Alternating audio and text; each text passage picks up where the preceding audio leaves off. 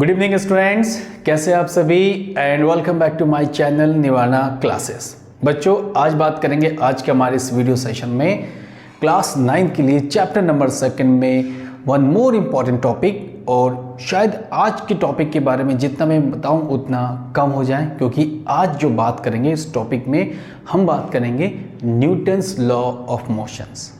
ठीक है, न्यूटन के बारे में आपने बहुत सारी चीज़ें पढ़ रखी है। पूरे बहुत मतलब एक तरफ से मैं कहूँ कि जो भी हम फिजिक्स के बारे में स्टडी करते हैं तो बहुत सारी चीज़ें न्यूटन से रिलेटेड होते हैं। ठीक है, बट क्लास 9th स्टैंडर्ड में हमें क्या बात करनी है, हमें यहाँ बात की न्यूटन्स के लॉज के फॉर्मेट के बारे में। ठीक है, न्यूटन्स के लॉज के फॉर्मेट क्या होते हैं ये हमें डिस्कशन करना है। और प्रीवियस चैप्टर में मोशंस में भी हमने बात की थी इक्वेशंस ऑफ मोशंस। ठीक है, वो भी किसने दिया था, वो भी न्यूटन ने दिया था। सो स्टूडेंट स्टार्ट करते हैं न्यूटन्स लॉ ऑफ मोशंस। आप भी वेट कर रहे होंगे कि सर आज क्या पढ़ाएंगे, तो आज मैं कुछ इंटरेस्टिंग आपको पढ़ाने की कोशिश करूंगा।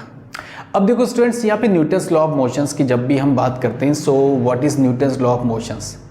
पहले तो मैं आपको क्लियर कर दूं कि बेसिकली न्यूटन्स के 3 लॉज होते हैं जिनको हमें वन बाय वन स्टडी करना and whole chapter connected to each other, specially Newton's first, second and third law. पूरी चैप्टर जो कहानी होती है वो पूरी चैप्टर किस पर है, न्यूटन्स के लॉज पर बेस्ड है। फोर्स के बारे में एक्सप्लेन करना था, फोर्स के बारे में हमने पढ़ लिया, वो चीज़ हमसे जा चुका है।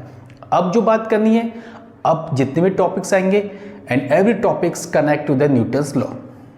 ओके, सो न्यूटन्स लॉ, मैंने आपसे जस्ट अभी कहा कि न्यूटन्स के लॉ के बारे में जब भी हम बात करते हैं तो बेसिकली न्यूटन्स के 3 लॉज होते हैं।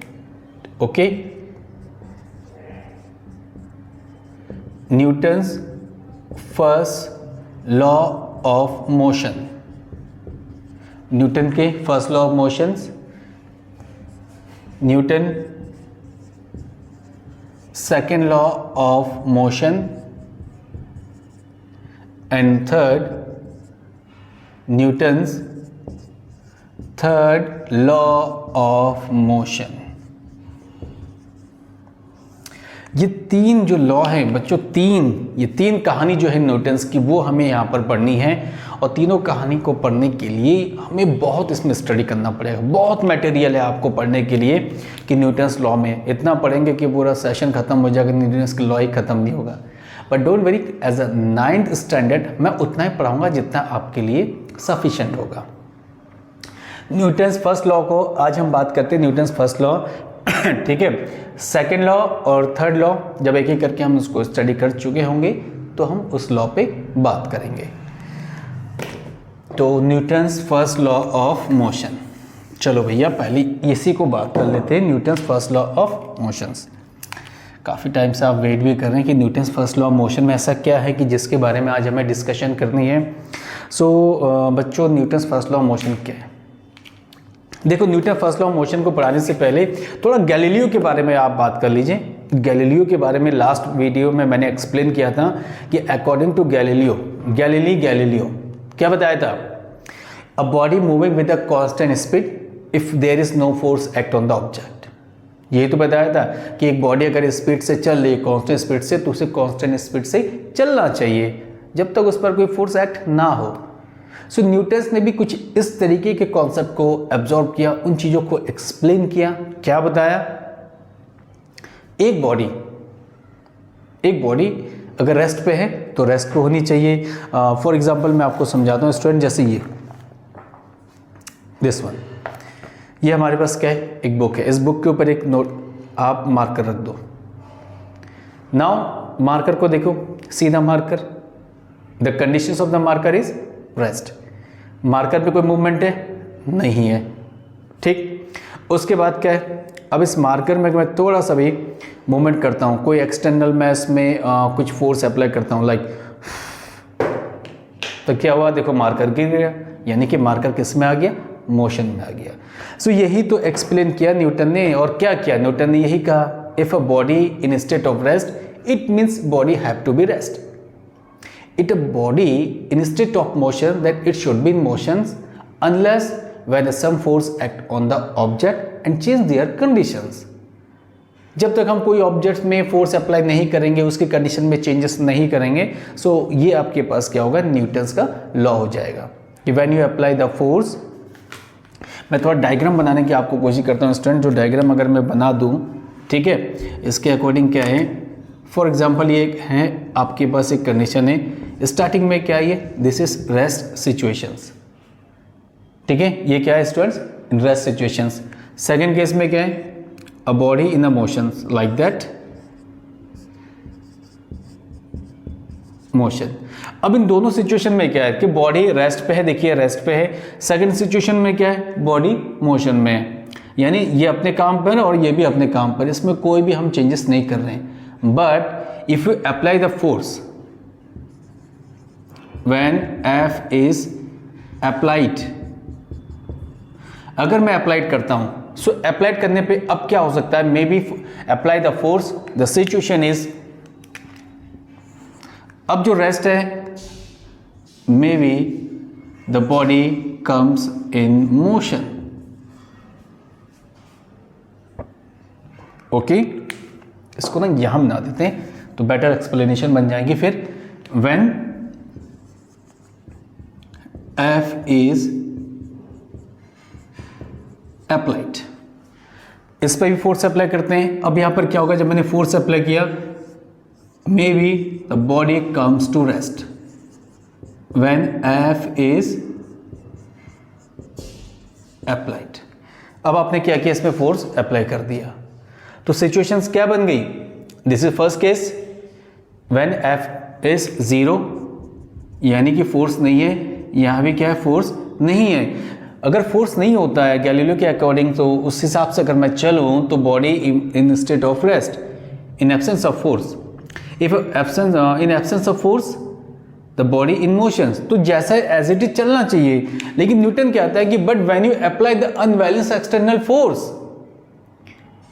कोई भी आप अनबैलेंस एक्सटर्नल फोर्स अप्लाई करो, कुछ तो फोर्स लगाओ। अगर मैं कुछ फोर्स इसमें लगाता हूं तो देखो क्या हो गया, अब ये रेस्ट सिचुएशन किस में कन्वर्ट हो गई स्टूडेंट्स, मोशन में, and the motion convert in rest में। तो यही तो न्यूटन बताना चाहता है कि एक बॉडी अगर रेस्ट पे है तो रेस्ट पे होनी चाहिए, एक बॉडी अगर मोशन में है तो मोशन में होनी चाहिए, unless a force apply on the object, जब तक कि हम इसमें कोई फोर्स अप्लाई ना करें और उसको चेंजेस ना करें। This is called Newton's first law of motion, ठीक है। अगर मैं लैंग्वेज में राइट करता हूं स्टूडेंट, तो लैंग्वेज में क्या होगा, it state that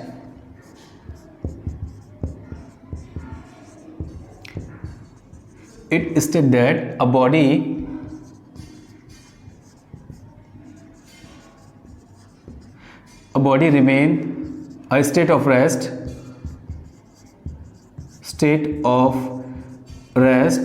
or motion, ठीक है, it is stated that a body remain a state of motion, rest or state of motion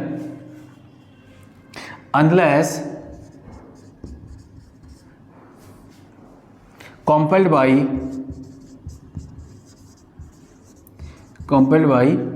external force।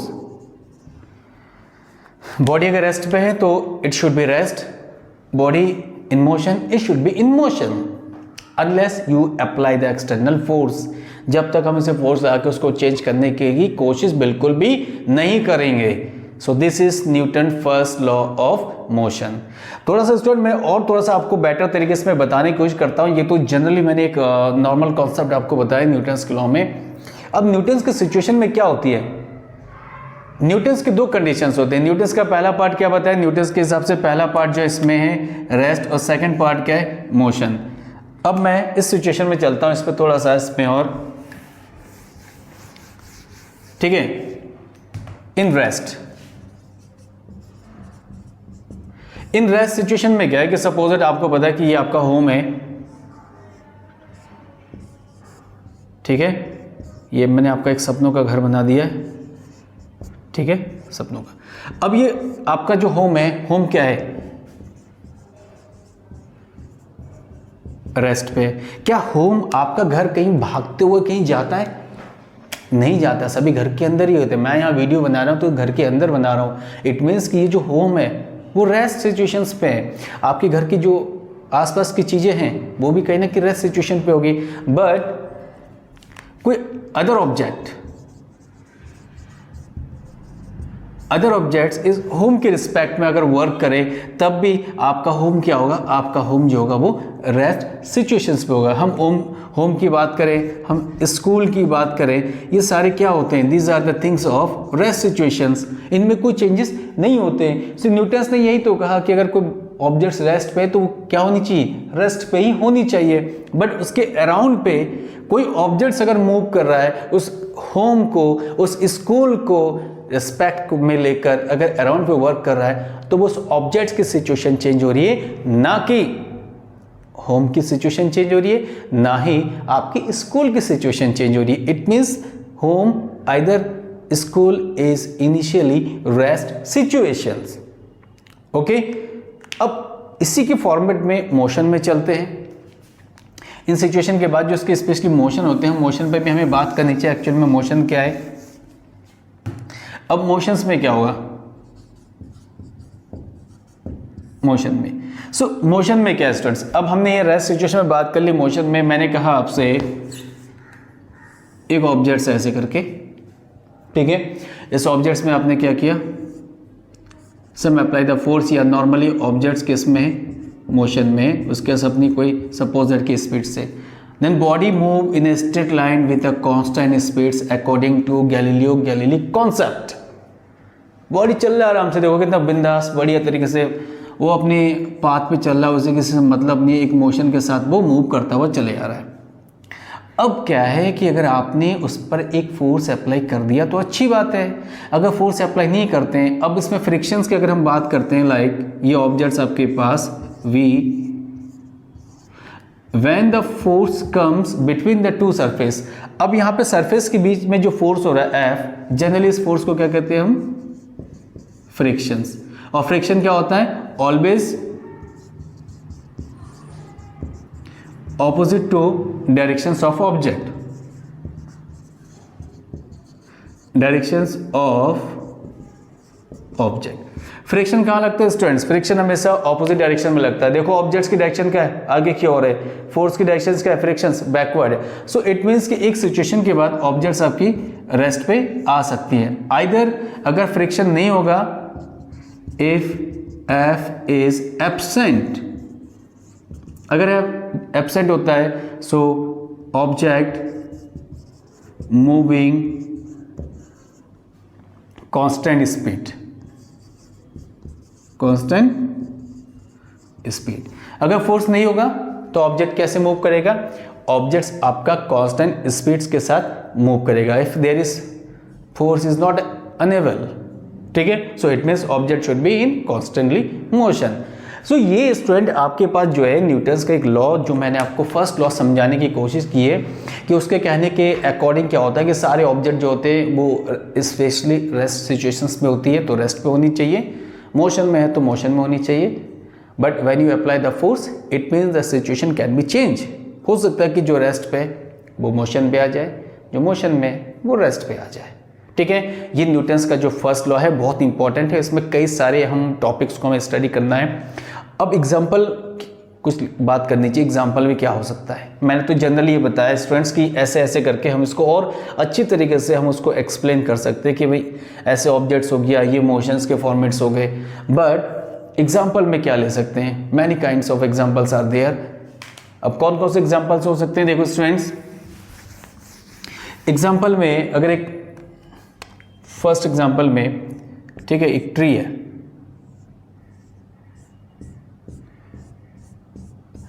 Daily life में जितने भी हम एक्टिविटीज़ करते हैं तो कहीं ना कहीं स्टूडेंट्स ये भी आपके पास का है the examples of Newton first law. अब इसमें क्या करें, देखिए नॉर्मली क्या है, ये सब ऐसे फॉर्मेट में कोई सिचुएशन हो रही है, there is no movement, movement is zero, nothing, कुछ नहीं है। अब आप इसको क्या करें, फिर से बना देता हूँ ट्री को, इसको अगर शेक करें तो शेक करने पे क्या होगा, इसके कुछ जो लीव्स हैं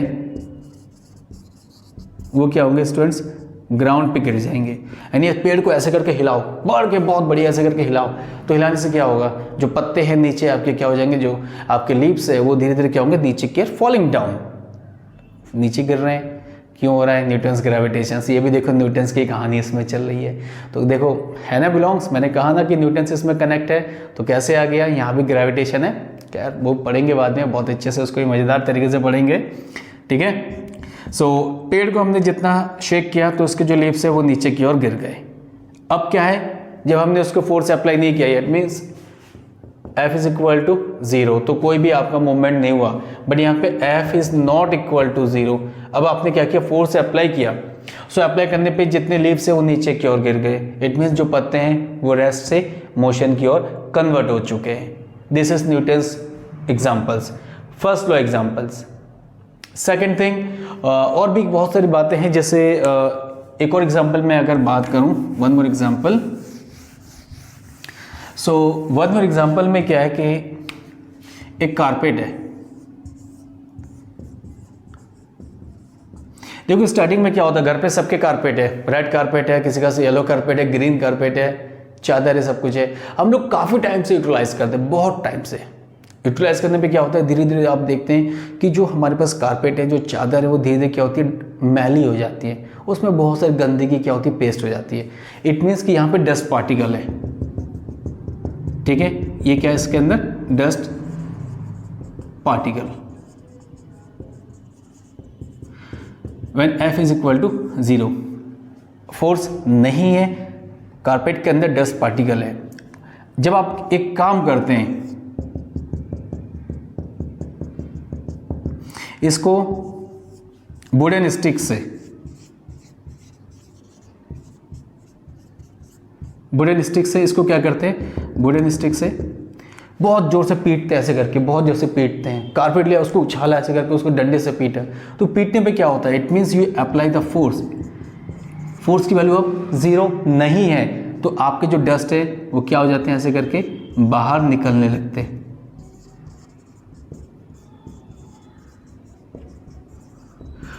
ठीक, डस्ट के पार्टिकल क्या होते हैं, वो पार्टिकल बाहर निकलने लगते हैं, ठीक है। सो ये किसके एग्जाम्पल है, this is the example of Newton's first law. So students ऐसे कई कई एग्जाम्पल्स आपके पास मिलेंगे जिसमें न्यूटन्स का फर्स्ट लॉ एक्टिवेट होता है। हम राह चलते बहुत सारी चीज़ देखते हैं, डेली लाइफ में देखते हैं, सो मैनी थिंग्स आर मतलब वॉच करते हैं। सो कहीं ना कहीं सारी चीज़ें क्या है, न्यूटन्स के फर्स्ट लॉ से कनेक्ट होते हैं। अब स्पेशली न्यूटन्स के फर्स्ट लॉ में क्या है, 3 सबसे इंपॉर्टेंट बात जो मैं आपको कहूँगा वो है इनर्शिया और types of inertia. 3 types of inertia होते हैं जिसको मुझे नेक्स्ट वीडियो में आपको एक्सप्लेन करना है, ठीक है। सो नेक्स्ट जो वीडियो होगी हम न्यूटन्स के फर्स्ट लॉ के अंदर ही बात करेंगे और जिसके मेन प्रॉपर्टीज होते हैं इनर्शिया, उस इनर्शिया पे बात करेंगे। सो बच्चों आज के हमारे इस वीडियो लेक्चर में सिर्फ इतना ही था, शॉर्ट वीडियो बनाया मैंने।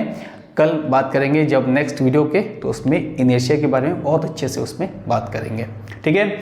So subscribe, watch and share जरूर करें।